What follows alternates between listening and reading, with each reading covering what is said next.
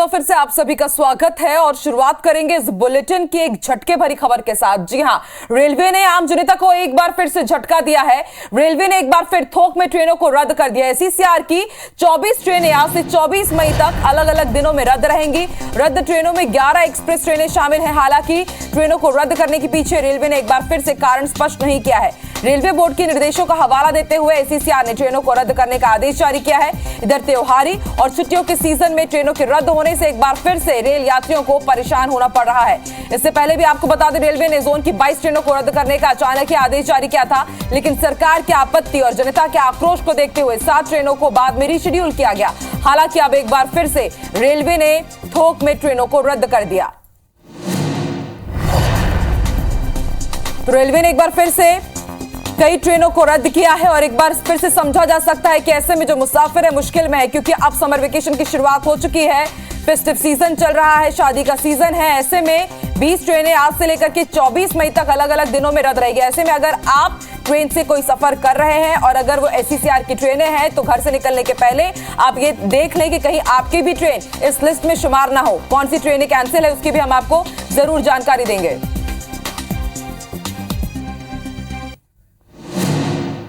चलिए और ज्यादा जानकारी के लिए रुक कर लेते हैं, बिलासपुर का बात करेंगे हमारे सहयोगी जितेंद्र से, जो इस वक्त हमारे साथ बिलासपुर से लाइव जुड़ रहे हैं। जितेंद्र, एक बार फिर से यात्रियों की परेशानी बढ़ रही है। एससीसीआर ने अचानक से फिर से 20 ट्रेनें रद्द करने का फैसला लिया है। ऐसा फैसला क्यों लिया गया और यात्रियों के लिए कुछ वैकल्पिक व्यवस्था भी की गई है क्या?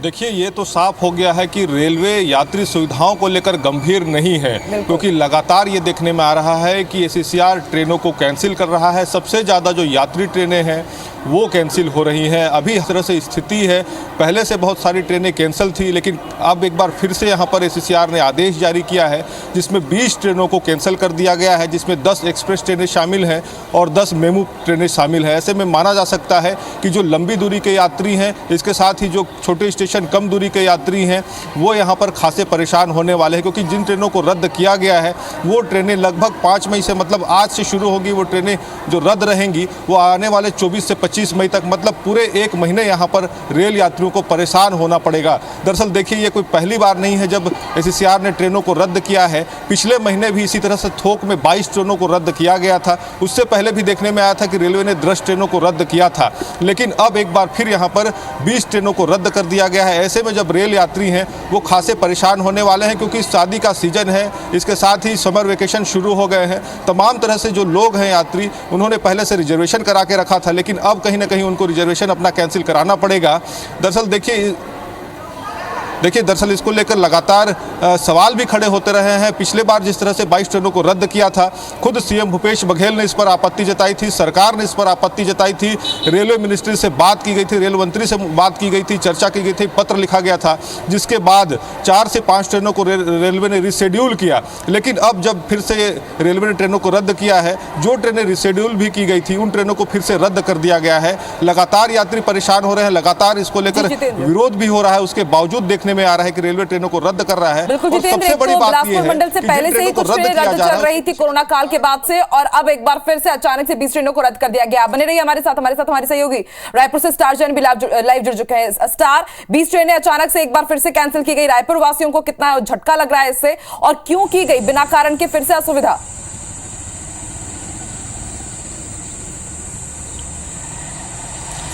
देखिए, अचानक से ये ट्रेनें कैंसिल नहीं की गई है। आपको बता दूं कि पूरी प्लानिंग के साथ की गई है। इससे आम यात्रियों को तो काफ़ी परेशानी हो गया, लेकिन रेलवे के अधिकारी भले ही ये कह रहे हैं कि मेंटेनेंस कार्य के चलते इन ट्रेनों को रद्द किया गया है, लेकिन जो हकीकत, जो वजह हमें समझ में आ रही है, जो रेलवे के रिटायर्ड अधिकारियों से बातचीत हुई है, उसके मुताबिक जो इस समय पूरे देश में कोयले का संकट एक है, और छत्तीसगढ़ एक ऐसा एरिया है जहाँ कोयला सबसे ज़्यादा है। पड़ोसी राज्य उड़ीसा या झारखंड की बात कर ले, वहाँ भी कोयला है, तो वहाँ से जो कोल ट्रांसपोर्टेशन होता है वो छत्तीसगढ़ से निकलने वाले रेल रूट के माध्यम से ही देश के दूसरे राज्यों में पहुँचता है, चाहे वो राजस्थान हो चाहे मध्य प्रदेश हो। तो स्पष्ट निर्देश है कि कोयले के जो रेक्स है उसको सही समय से परिचालन किया जाना है। और इसको देखते हुए रेलवे ने वैकल्पिक व्यवस्था की कि जो छोटी ट्रेनें थी या कम रेस्पॉन्स वाली एक्सप्रेस ट्रेनें हैं उनको रद्द कर दिया है। वजह यह बताई जा रही कि मेंटेनेंस की वजह से, जबकि हकीकत में ये होता है कि यदि आप एक आम इंसान भी अपने घर की सफाई की योजना बनाता है तो कम से कम 10 दिन पहले 15 दिन पहले प्लान करता है। तो इतना बड़ा मेंटेनेंस ले रेलवे अचानक प्लान तो नहीं कर सकता, ये जाहिर सी बात है। तो ये कहीं न कहीं रेलवे का तुगलकी फरमान है और इससे आम फरमान सुना दिया गया है स्टार, और कहीं ना कहीं रेलवे लोगों की सुविधा के लिए बना हुआ, लेकिन अब यही असुविधा का कारण बनता जा रहा है। आप दोनों का ही शुक्रिया पूरी जानकारी देने के लिए। चलिए अब बढ़ते आगे, रुक करेंगे कुछ दूसरी खबरों का। बड़ी खबर आपको रायपुर से बता दें, जहां एक बड़ा हादसा हुआ है सिलतरा फेज 2 में। बताया जा रहा है कि जेसीबी में हवा भरते समय टायर फट गया और इस दर्दनाक हादसे में टायर फटने से 2 लोगों की मौके पर ही मौत हो गई है। बताया जा रहा है कि दोनों ही लोग सतना के रहने वाले थे।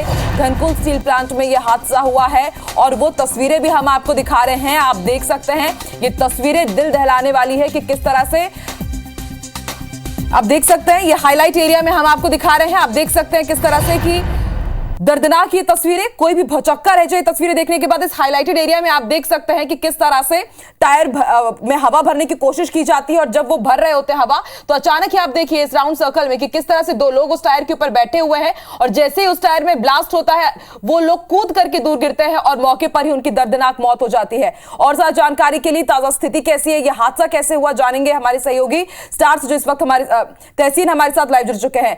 तहसीन, घनकुल स्टील में एक दर्दनाक हादसा हुआ है, क्या कुछ कार्रवाई की गई, कैसे यह हादसा हुआ, कारण सामने आ पाए क्या? देखिए, ये जो हादसा है पूरा ये सिलतरा फेज 2 के जो औद्योगिक इलाका है सिलतरा, वहां का ये घटना है। धनकुल स्टील प्राइवेट लिमिटेड में हादसा हुआ है। वहां पे अंदर एक वर्कशॉप है जहां पे इनकी गाड़ियां और जेसीबी वगैरह का काम होता है।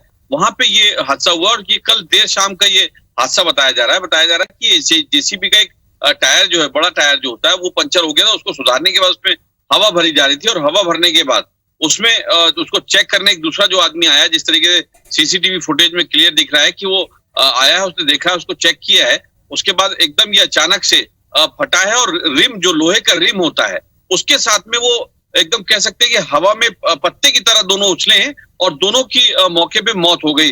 अगर यहाँ पे दोनों की अगर पहचान की अगर बात करें तो ये दोनों प्रांजल नामदेव और राजपाल सिंह, ये दोनों 32 साल के थे, दोनों की सेम एज थी और उसके अलावा ये सतना मध्य प्रदेश के रहने वाले थे।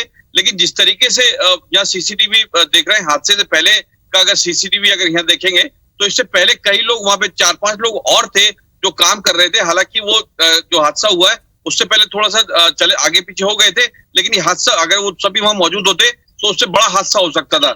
एक बात, दूसरी बात, ये बात समझ में आ रही है इस वीडियो देखने के बाद, क्योंकि जिस तरीके से दोनों जो है जो वहां कह सकते हैं कि औद्योगिक उद्योगों में जो नियमों का रहता है, सुरक्षा नियम जो होते हैं, उनकी अनदेखी यहाँ पे साफ नजर आ रही है। जिस तरीके से देख सकते हैं, ना कोई हेलमेट है, ना किसी तरह का कोई ग्लव्स है, ना किसी तरह का कोई दूर से या मशीन भरने की ऑटोमेटिक कोई मशीन वहां दिखाई दे रही है। तो कुल मिला के कह सकते हैं कि एक बड़ा हादसा ये सिलतरा फेज 2 में जो धनकुल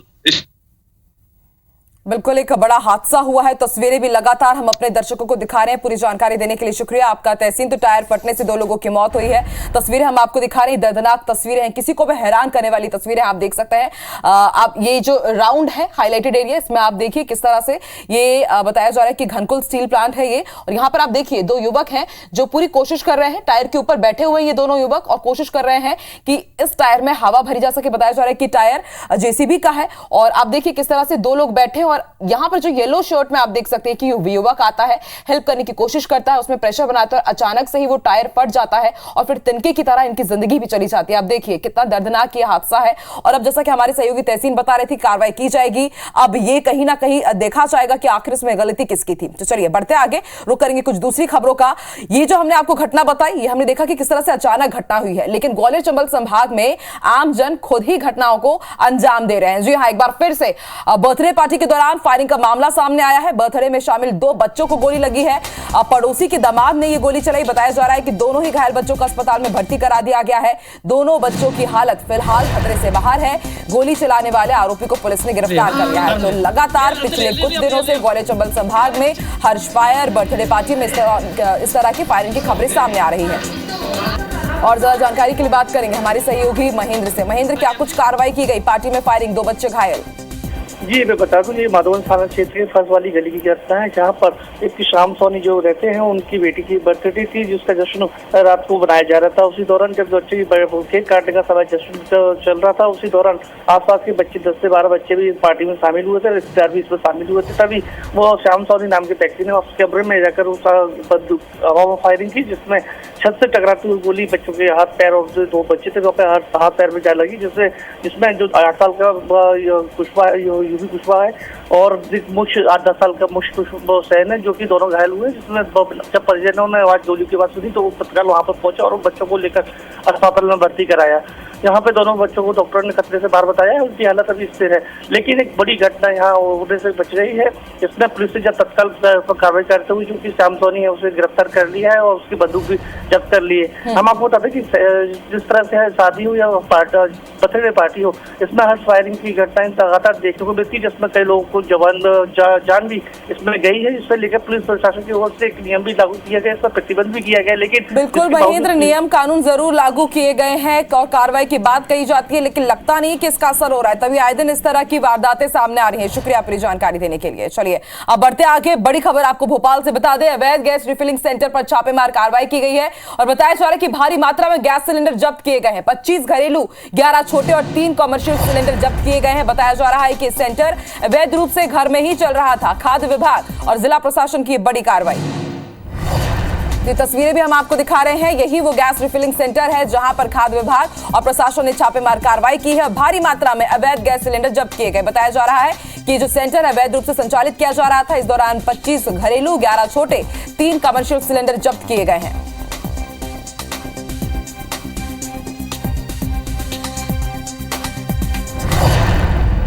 और अब बात पंचायत और निकाय चुनाव की। जी हां, मध्य प्रदेश में पंचायत और निकाय चुनाव के मामले पर आज सुप्रीम कोर्ट में अहम सुनवाई होने जा रही है। सुप्रीम कोर्ट के परिणात्मक डेटा और बिना निकाय के पंचायत चुनाव में ओबीसी आरक्षण देने पर रोक लगी हुई है। दरअसल इंदौर के सुरेश महाजन की ओर से सुप्रीम कोर्ट में एक नई याचिका दायर की गई है।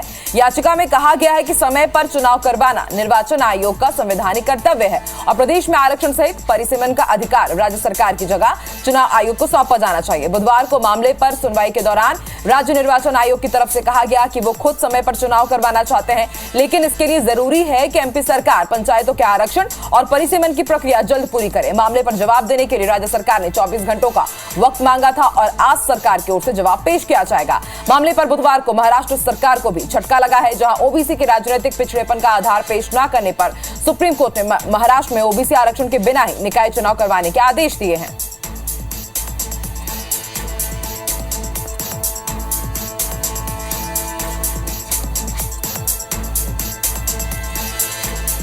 तो आज सुप्रीम कोर्ट में अहम सुनवाई होने जा रही है और माना जा रहा है कि आज पंचायत और निकाय चुनाव को लेकर के कोई बड़ा फैसला आ सकता है। लगातार IBC 24 इस बड़ी खबर पर नजर बना के रखे।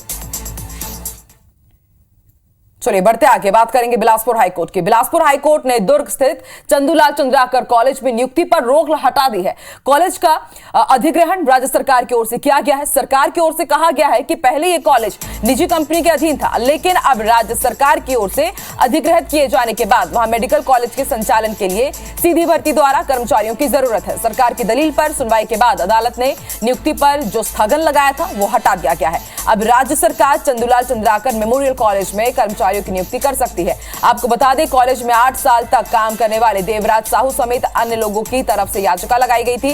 राज्य सरकार की ओर से बनाए गए चंदूलाल चंद्राकर मेमोरियल कॉलेज दुर्ग अधिग्रहण अधिनियम 2021 को चुनौती दी गई थी। 17 फरवरी 2022 को हाईकोर्ट की डिवीजन बेंच ने सुनवाई पूरी होने तक यहां नियुक्ति में रोक लगा दी।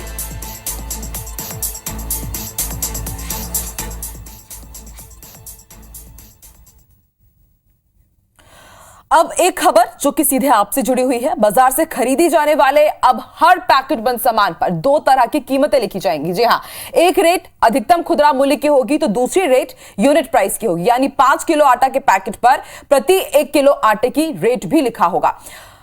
इससे ग्राहकों को यह अंदाजा लग जाएगा कि बाकी कंपनियों की तुलना में यह सामान कितना महंगा और कितना सस्ता है। खाद्य उपभोक्ता मंत्रालय ने इसके लिए लीगल मेट्रोलॉजी रूल्स 2021 में संशोधन किया है। यह नया नियम अक्टूबर 2022 से लागू हो जाएगा। लीगल मेट्रोलॉजी रूल्स 2021 में संशोधन करने के लिए खाद्य उपभोक्ता मंत्रालय ने शेड्यूल 2 को कानून से हटा दिया है। पुराने नियम के अनुसार चावल, गेहूं या किसी भी सामान को 100 ग्राम, 200 ग्राम, 500 ग्राम या 1 किलो के वजन में पैक करना होता था। अधिकतम खुदरा मूल्य भी उसी नियमों के तहत होता था। अब इस नियम को बदलकर इसमें अलग अलग वजन के पैकेट को शामिल कर लिया गया है। इस नियम का उल्लंघन करने पर जुर्माने का प्रावधान भी है। क्या एक किलो के अंदर 1 ग्राम का रेट रहेगा, 1 किलो से ऊपर के पैकेट में 1 kg का रेट रहेगा। ऐसा ही 1 लीटर के अंदर 1 ml का रेट रहेगा। 1 ml कितना है, 1 लीटर के ऊपर लीटर के रेट रहेगा, 1 लीटर कितना है। उससे उपभोक्ता को क्लियर हो जाएगा हम 1 ग्राम ले रहे हैं, 500 ग्राम कितने का मिलेगा, 200 ग्राम कितने का मिलेगा, वो टैली कर सकता है दूसरे। इसलिए उपभोक्ताओं को इसमें सीधा सीधा फायदा है। 90 की बिसात की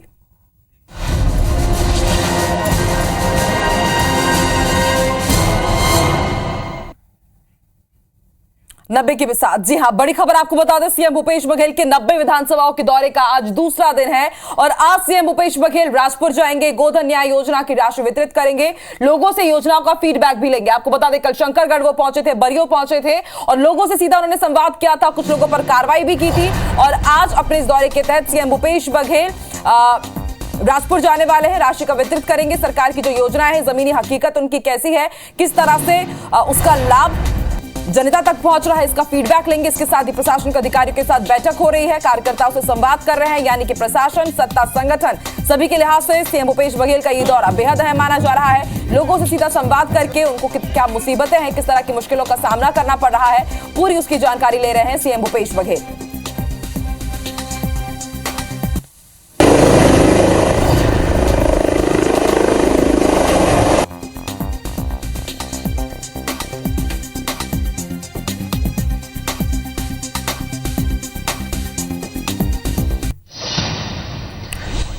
तो 90 की बिसात पर आगे क्या कुछ खास रहेगा, आज सीएम भूपेश बघेल कहां पहुंचेंगे, उनके क्या कुछ कार्यक्रम है, लगातार IBC 24 इस पर आपको खबर देता रहेगा। बढ़ते हैं आगे। केंद्रीय गृह राज्य मंत्री नित्यानंद राय बीजापुर दौरे पर है। पत्रकारों से चर्चा में उन्होंने कहा है कि नक्सलवाद के खात्मे के लिए प्रधानमंत्री नरेंद्र मोदी ने ठोस नीति बनाई है। केंद्र से भी मुख्य धारा से लौटने वाले नक्सलियों के पुनर्वास की योजना बनाई है और राज्य सरकार भी ऐसा कर रही है। नक्सलवाद के खात्मे के लिए सड़क, बिजली, पानी, हॉस्पिटल और मूलभूत सुविधाएं गांव तक मुहैया कराई जा रही है। गांव के लोग खुद मूलभूत सुविधाएं चाहते हैं। देश की विचारधारा अमन, चैन और तरक्की की है, जबकि नक्सलवाद विचारधारा हिंसा से जुड़ी विचारधारा है और भारत हिंसा नहीं चाहता है।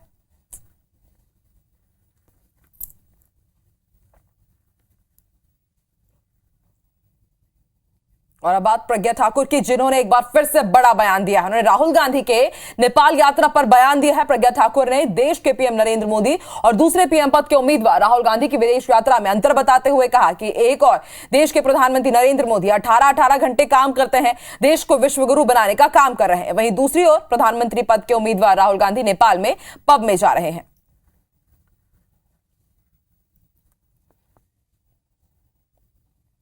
मोदी जी 18-19 घंटे काम करते हैं और बाकी के थोड़ी सी निद्रा लेकर के और अपने को तैयार देश के लिए करके विदेशों में यात्रा करके उन्होंने जो अपनी विदेश नीति मजबूत की है, उससे भारत हमारा विश्व गुरु के स्थान पर पहुंचने के लिए तत्पर है। एक दूसरी विपक्ष पार्टी का नेता, वो नेता जिसको लोग प्रधानमंत्री के रूप में प्रस्तुत कर रहे थे कांग्रेसी लोग, आज उसका देख लीजिए कि वो किस प्रकार से पब में चीन की जो महिला है, जो जिसको जासूस कहा गया, ये वो महिला है जिसके रिकॉर्ड गड़बड़ है, कहीं ना कहीं हमारे देश के लिए घात है। और अब बात बिजली संकट की। मध्य प्रदेश में बिजली संकट के बीच जबलपुर में बिजली कंपनियों के मुख्यालय में सुबह 10 बजे से मंथन 2022 का आगाज होने जा रहा है। इस मंथन कार्यक्रम में प्रदेश की सभी 6 बिजली कंपनियों के अधिकारी, कर्मचारियों के अलावा प्रदेश की ऊर्जा सचिव संजय दुबे और देश भर से 350 से ज्यादा बिजली मामलों के एक्सपर्ट्स भी जुटेंगे। मंथन 2022 के इस कार्यक्रम का आयोजन जबलपुर में 5 मई से 7 मई तक 3 दिनों तक किया जाएगा। कार्यक्रम को लेकर जबलपुर में तैयारियां पूरी कर ली गई है। कार्यक्रम की शुरुआत करने के लिए प्रदेश के ऊर्जा मंत्री प्रद्युम्न सिंह तोमर जबलपुर पहुंचेंगे। तय कार्यक्रम के मुताबिक ऊर्जा मंत्री प्रद्युम्न सिंह तोमर मंथन की शुरुआत करेंगे। इस कार्यक्रम में देश प्रदेश के पावर सेक्टर में बेहतर मैनेजमेंट, नई तकनीकों के इस्तेमाल और इसके साथ बिजली कंपनियों सहित उनके अधिकारियों, कर्मचारियों के सेल्फ असेसमेंट पर मंथन किया जाएगा।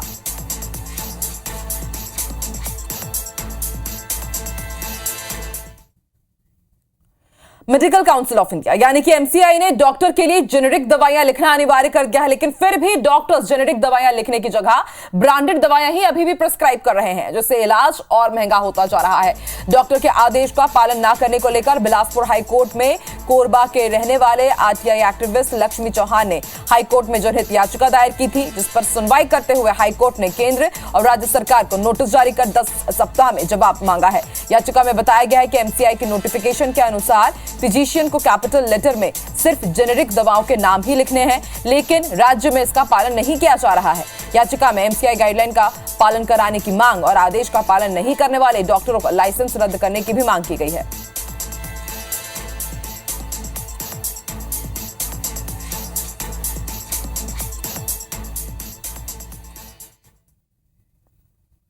चलो, और इसी के साथ इस बुलेटिन में फिलहाल इतना ही। देश दुनिया की तमाम बड़ी खबरों के लिए आप IBC 24 देखते रहिए और आगे देखिए छत्तीसगढ़ी भाषा का हमारा खास बुलेटिन हमर बानी हमर गोत, मेरी सहयोगी रचना नितेश के साथ। नमस्कार।